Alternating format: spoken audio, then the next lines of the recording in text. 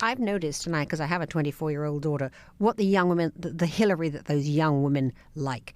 The Hillary that they like is the fierce-faced Hillary of the black shades and the BlackBerry that you saw in that famous shot when she was traveling as Secretary of State. That they find cool. What they don't like is Hillary. She has really had wardrobe issues, is the truth, in this campaign. I mean, on the Memorial Day weekend, she was walking in what I can only describe as a Sergeant Pepper trouser suit, and you look at it and you just think that has got to be the definition of uncool. So, she has the kind of what I call the cool challenge with the young women.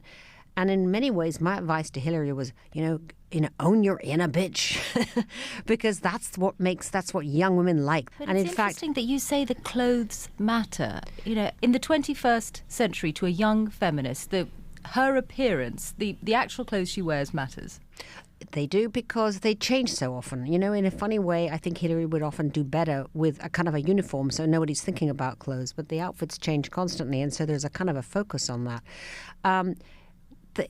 She does best when she's herself, which is frankly a very serious, powerful, uncompromising, unsmiley face kind of a woman. She's not she's not the kind of the natural pole that her husband and the president, the current president, is. She said so herself. And she should own that. She should, likability is, in a sense, an uncool thing to want to have.